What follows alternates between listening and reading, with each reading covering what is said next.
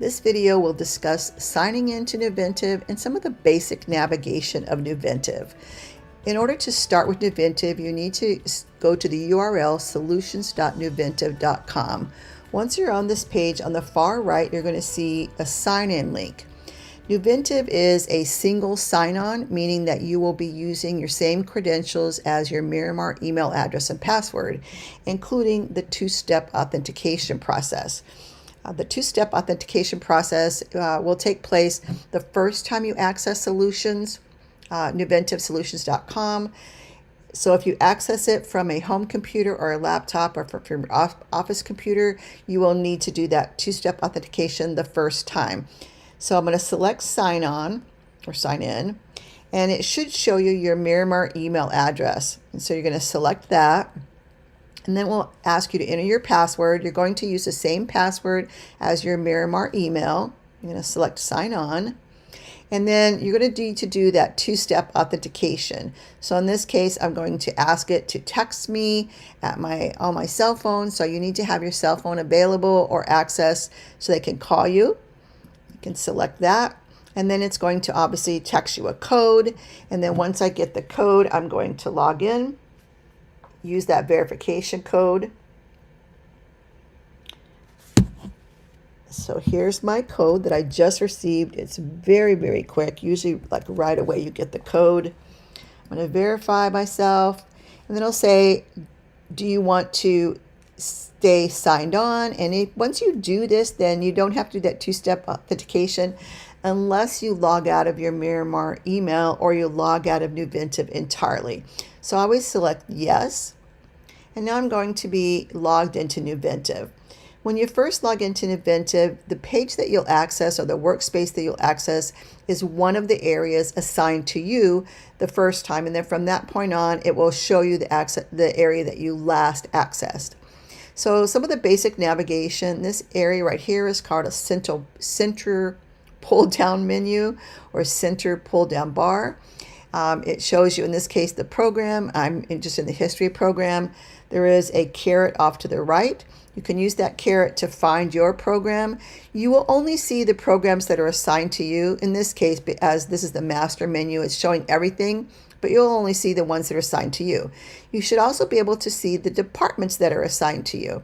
In this case, I'm going to show that I could access Social Sciences Department. So, and under the department and under the program, there's this little section over here called a hamburger menu. If you select the hamburger menu, then you'll see the different workspaces under the department. In this case, there's a course assessment workspace, there's a column report, and a document library. We'll go through each one of these in a separate video. If I go back to the program workspace and look under that hamburger menu, you can see it's different, that it has different work areas under the program. In this case, there's the home dashboard, which is what you automatically land on in the department or the program. It's different for each one of them, but the layout is basically the same. I'm going to talk about that in a minute. There's a general information page for the program, your program assessment workspace, which is the PLOs, your program review workspace, some reports that will automatically populate, and then a document library or a place where you can find documents or store and save documents. So we have the center menu, we have the hamburger menu, and then over here onto the right we have these green bars. These green bars allow you to split the screen.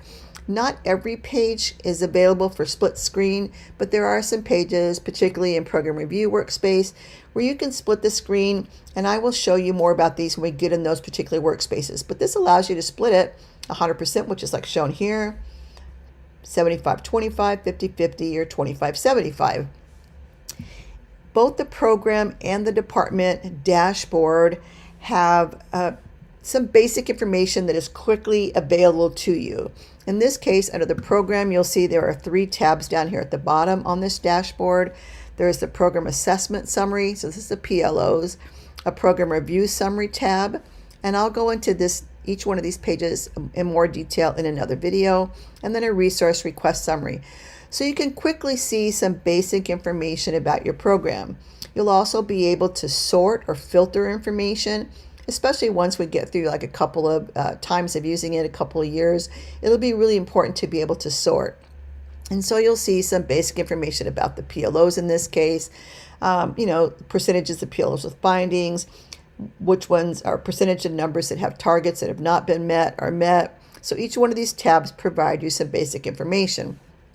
If I go to, I'm just going to type social sciences, go to the department, you'll see even the department workspace lands on a dashboard. In this particular case, the dashboard is just one tab. But in this case, you'll see all the courses, the outcomes for those courses, the number of measures. Same thing, you can filter information. Here's an example of where you'll be able to see this split screen. Remember, we were on the 100%. We can go to 75-25. And under the department workspace, we're adding some documents over here to the side to allow you to view them simultaneously. You could do 50-50 or 25-75.